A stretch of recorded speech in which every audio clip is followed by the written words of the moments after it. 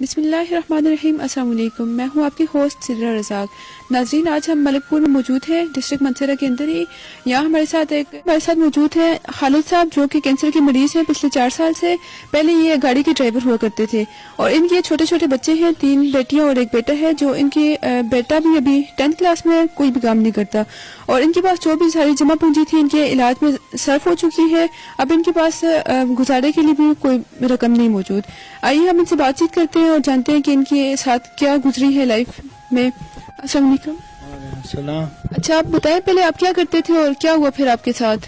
ہم گاڑی چلاتا تھا اور وہاں سے کینسر ہو گئی مجھے. اس کا علاج کیا تو پھر یہ پاؤں سن ہو گئے.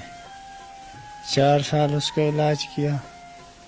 4 سال کے بعد پاؤں سن ہو گئے، اور پھر 8 مہینے یہ پاؤں پہ لگے. کبھی کس اسپتال پہ جاتا تھا، کبھی کس اسپتال پہ، تو کوئی رزلٹ نہیں آیا نا کیا ہوا ہے. تو آپ کا علاج کیسے ہوتا ہے؟ کوئی آپ کی ہیلپ کرتا ہے اس میں؟ اس میں ہیلپ تو کوئی نہیں کرتا ہے، بس یہ اپنا گزارا چلاتے ہیں. ٹوٹل آپ کا علاج میں کتنا خرچ آیا اور اب بھی جو ہو رہا ہے اندازاً کتنا ہونے والا ہے؟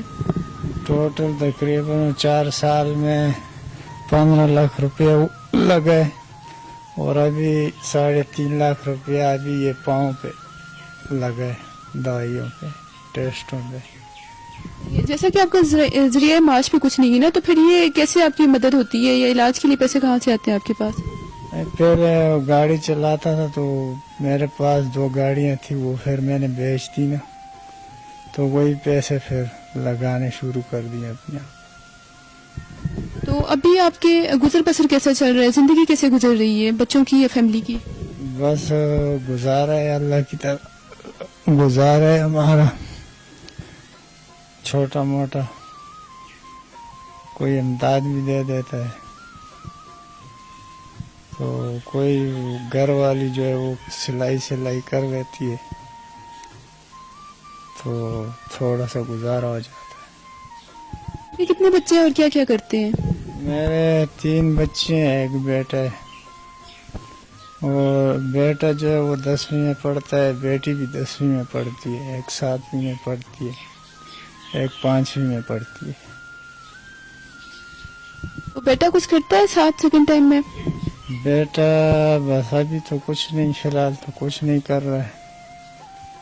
ابھی 10ویں کا امتحان تھوڑے مہینے رہ گئے، 2 مہینے بعد امتحان ہے نا، تو اس لیے کسی کام میں اس کو نہیں ڈال سکتے. تو ابھی آپ کا علاج چل رہا ہے جو مرض ہے آپ کو؟ نہیں، ابھی تو علاج بند ہوا ہے. کس وجہ سے علاج بند ہو گیا آپ کا؟ ابھی ہمارے پاس جو پیسے تھے وہ سب خرچ ہو گئے، اور آمدن نہیں ہے تو بند کیے ہوئے. روزے وغیرہ رکھتے ہیں آپ؟ روزہ نہیں رکھتا ہوں. اچھا، تو رمضان کے مہینے میں آپ کے جو گھر والے تو روزہ رکھتے ہیں نا، تو ان کے لیے کیسے ہوتا ہے مینیج سب کچھ؟ بس گزارا سا ہوتا ہے، تھوڑا بہت گزارا ہوتا ہے. چل پھر سکتے ہیں آپ ابھی؟ نہیں، ہم کھڑا نہیں ہو سکتے. چل پھرنے کی تو بڑی بات ہے، کھڑے نہیں ہو سکتے. اچھا، تو لوگوں سے کچھ اپیل وغیرہ کرنا چاہیں گے آپ جو ہمارے اس پروگرام کو دیکھیں گے؟ میرا خیال تو نہیں ہے میرا کہ اپیل کریں، کیوں عادت نہیں ہے میری کہ اپیل کریں لوگوں سے.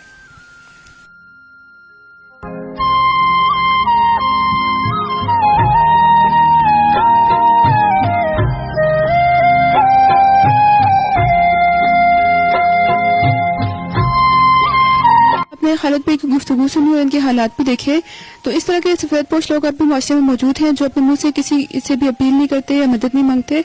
آپ سے گزارش ہے کہ آپ جتنا کتنا ہو سکے ان کی مدد کریں، اور تاکہ ان کا علاج بھی ہو سکے بر وقت اور ان کی فیملی کو بھی مدد مل سکے.